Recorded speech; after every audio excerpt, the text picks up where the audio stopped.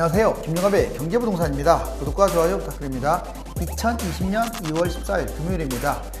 12.16 대책이 약발이 먹히면서 강남 집값은 하락폭을 확대하고 서울 집값은 보합권까지 밀려난 상황입니다. 하지만 예견했던 대로 경기도 집값은 저평가 문제로 상승폭이 점점 확대되면서 경기도 전반으로 확산되는 추세입니다. 이 시점에서 부동산은 사실상 투기 수준을 넘어선 도박 이상의 장세가 되어버렸는데, 기다리는 것이 최선으로 보이지만 정부를 신뢰할 수 없는 부분도 있기 때문에 실수요자 중심으로 서울 일부 지역과 경기 저평가 금매 중심의 저평가 매입도 고려해야 합니다. 코스피와 상해 종합지수는 오르고 있고 미국 주가와 니케이는 하락하는 등 주가는 혼전 양상입니다. 서울 아파트 10억 추락, 10억까지 추락한 것이 있어요.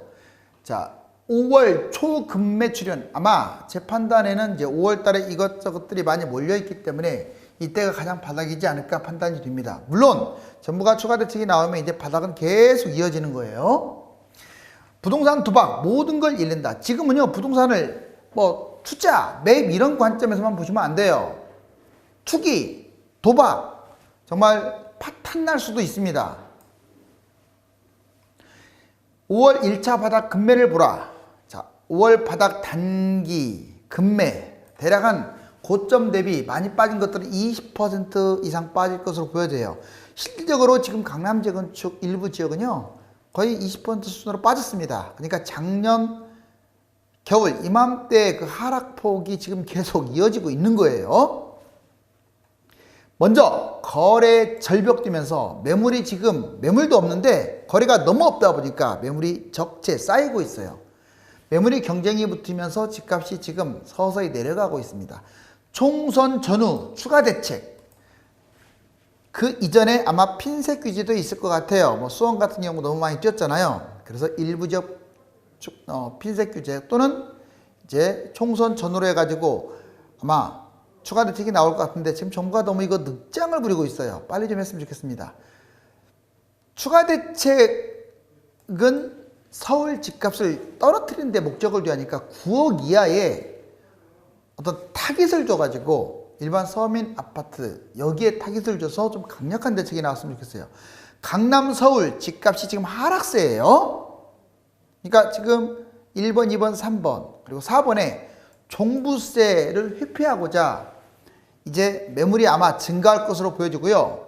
5번째, 다주택 10년 이상 그 보유 중과세 혜택 줬잖아요. 그래서 다주택자들이 매물을 토해낼 것이다.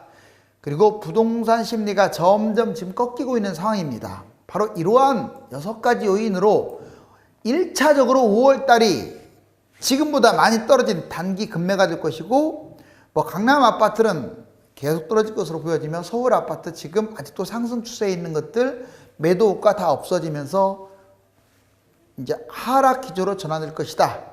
자, 2월 10일 현재 수도권 집값 현황. 자, 그렇다면 현재 상황은 어떤지 한번 보겠습니다.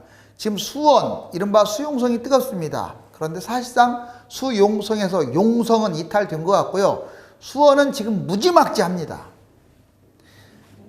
2포인트 넘게 상승하면서 경기도 상승까지 이끌고 있어요. 용인시는 저번보다는 좀 하락한 0.73%.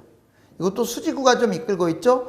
자, 하남도 0.41로 만만치 않아요. 지금 수원이나 용인에 비해서 가려져서 그렇지. 수정구 0.27 역시 높습니다. 중원구도 0.06, 광명까지 다시 또 반등하고 있어요. 0.06. 자, 노원구 지금 서울에서 전반적으로 보합권이 지금 왔는데 아직도 노원 0.09, 강북 0.08, 도봉 0.06. 그동안에 상대적으로 비율 면에서 좀 덜 올랐던 이 서울 변방 지역이 지금 오르고 있는 추세입니다. 저도 서울 변방을 1년 전부터 계속 제가 여러분들께 말씀을 드렸던 것 같아요. 왜? 상대적으로 다른 곳들보다 쌌는데 결국 올라가잖아요. 경기도는 0.39% 평균적으로 상승했습니다. 오히려 저번 주보다 확대됐어요. 인천시 0.11%로 역시 확대됐습니다. 서울시 자, 0.0 또는 0.01 지금 보합권까지 지금 내려온 상황. 과천 마이너스 0.02, 목동 마이너스로 지금 전환됐습니다. 0.02, 분당 마이너스 0.01, 그동안에 거품이 심했던 곳 세 곳인데 역시 마이너스로 전환되죠. 자, 2기 신도시, 1기 신도시는 이미 마이너스로 전환된 상황이에요. 또는 직전이거나. 제가 말씀드렸잖아요. 서울이 제일 안 좋고 그 다음 안 좋은 게 1, 2기 신도시고, 그나마 상대적으로 10년 전 시세에 비해서 저평가였던 경기도, 여기가 가장 저평가라고 제가 말씀드렸고, 자, 이제 하락폭이 점점 확대되고 있습니다. 4구, 강남 4구 0.05, 송파는 0.06, 강남은 0.06, 서초 0.05, 자, 강동도 0.04, 이렇게 지금 하락폭이 확대되고 있는 추세다. 자, 가장 많이 하락한 것은 15억 초과 아파트입니다. 0.13이에요. 그러면 9억 정도 하는 것은 보합이라고 보시면 돼요. 왜? 서울시가 보합이기 때문에 중위권 가격이 9억이잖아요. 자, 지금 이 순서로 플러스가 축소되고 마이너스가 확대되는 모습이다. 이게 지금 주마다 달라지고 있어요. 아마 다음 주는 점점 파란색이 더 진해질 거고요. 이 빨간색은 연해지거나 축소될 겁니다. 즉 집값이 하락 추세로 가고 있다는 거예요. 지금 부동산 기다릴 곳과 잡아야 할 곳, 원칙적으로 지금 부동산을 잡아야 한다, 추천해야 한다 하는 곳들은 솔직히 한계에 다다랐습니다. 물론 집값이 많이 뛰었기 때문에 그래요. 그렇지만 실거주자 또는 무주택자들이 무작정 집값 올라간다고 한탄만 하고 있는 것도 좀 안타까워요. 왜?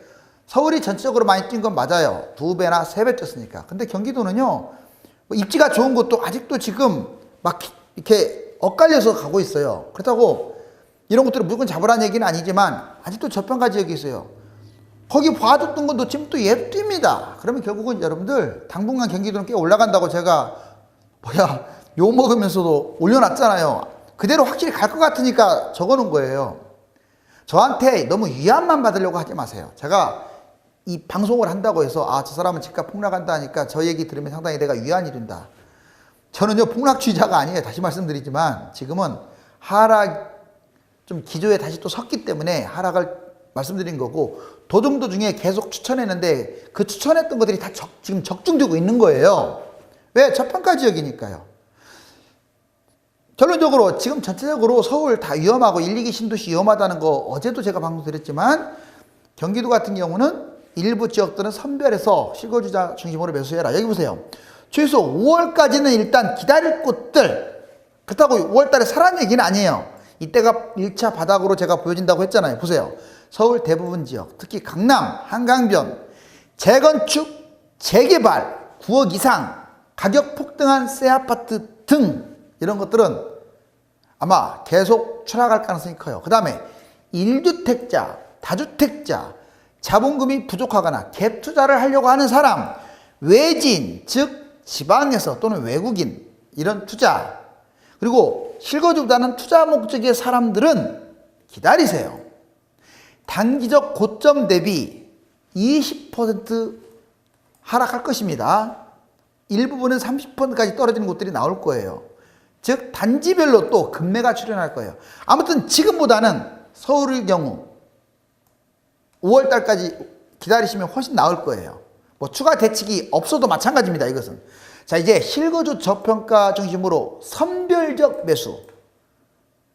무작정 집값 올랐다고 한탄만 할 게 아니라 아직도 옥석 가릴 곳들이 많아요. 왜냐하면 지금 경기도 같은 경우는 저평가 됐던 곳들이 계속 서울 한 3억짜리가 7, 8억으로 뛰었을 때 얘들 3억이 거의 4억 왔거나 3억 왔다 갔다 했던 것들이 3달 만에 지금 6억으로 가고 있단 말이에요. 5억이나 6억으로. 지금 그런 것들도 보여요. 그 말은 바꿔서 말하는 뭐냐, 6년 동안 뛴다고 해서 뭐 많이 뛰는 게 아닌 거예요. 그리고 얘가 단순히 거품으로 뛰는 곳도 있지만 그동안에 입지 대비 안 올라서 뛴 곳들이 있어요. 그럼 어느 곳인지 보자고요. 우선 경기도 입지 대비 저평가 지역, 특히 강남과 서울 인접 지역의 역세권이면서 가격이 싼 곳들, 재건축 리모델링의 호재가 있는 경기도. 자, 서울 지역부터 본다면 노도강, 금관구, 중서동, 노도강, 노원구, 도봉구, 강북구, 금관구, 금천구, 관악구, 구로구. 중서동은 어디냐면 중랑구, 서대문구, 동대문구. 자, 이 중에서 소형 4억에서 5억, 그러니까 10평대 또는 20평대 초반. 자, 소형 10에서 20평대 4억, 5억 전후는 아직도 좋은 곳들이 있어요. 성남 하대원과 이제 경기도 보자고요. 태평의 재개발, 여기가 상대적으로 늦거든요. 속도 빠른 곳은 비쌀 거 아닙니까? 여기 괜찮습니다. 용인의 죽전과 신갈, 여기 보시면 아시겠지만 10년 전 시세에서 입지도 좋은데 싼 곳들이 많아요. 수원의 황골 벽적골, 수원 그렇게 폭등했는데 아이러니하게 10평대 20평대의 이 조공 아파트, 이거 리모델링 이제 가까워지잖아요. 여기 30평대는 막 6억 하는데 얘들은 3억도 안 가요. 2억대. 그러면 뭐 제가 아무리 시뮬레이션을 돌려봐도 얘도 괜찮네요. 더군다나 군포의 3번과 금정, 이 역세권 주공, 여긴 GTX도 들어가는데 아직도 가격이 상당히 쌉니다. 그리고 중동과 상동, 부천도 집값이 많이 올랐어요. 그런데 여기에 주로 중대형보다는 이제 소형, 남양주 도농과 평내도 정말 싸요. 의정부 전체적으로 지금 상대적 저평가가 됐습니다. 그래서 이런 곳들은요, 여러분들 거품 없어요, 별로. 뭐 거품 많다고 하니까 지금 경기도, 서울이 모두 다 거품이 심하다 이렇게 착각하시면 안 돼요. 자, 이제 본인의 여건에 맞춰서 무주택자들은 급매 중심으로 한번 알아보시고, 실거주 겸 투자 목적인 사람, 무주택자 저가 매입, 그것도 급매 중심으로 해야겠죠. 자, 이렇게 선별적으로 판단해라. 강남 신축, 재건축 하락폭이 지금 계속 확대되고 있습니다. 보시면 뭐 아크로 리버브 32억, 호가 기준으로 지금 마이너스 6억, 반포리체 28억짜리가 24억까지. 자, 그리고 동울헬스 27억짜리가 22억까지 마이너스 5억, 잠실헬스 24억이 22억까지 마이너스 6억, 반포주공 1단지 30평, 자 42억이 39억, 거의 10억이 떨어졌네요. 자, 압구정 현대 6단지 47평 41억이 34억으로 7억, 대치은마 26억이 20억 6억, 자 잠실유공 5단지 34평이 25억에서 18억으로 7억. 이거 지금 여러분들 떨어졌나 보다 이렇게 보시면 안 돼요. 불과 12.16 대책 직전만 해도 이거였단 말이에요. 이거 이 앞에 거 그때 막 추격 못해서 안 달라다가 이제 내려오니까 그냥 뭐 그런가 보다 이렇게 생각하시는 분들 많아요. 참 희한해요. 이렇게 싸게 내려왔는데 그러다고 지금 집 잡으라는 얘기가 아니라 이걸 긍정적으로 보시라고요. 단 몇 달 만에 어떻게 엄청나게 떨어지겠습니까? 이 제목 보다시피 자 지금 폭락한 곳들이 있는 거예요.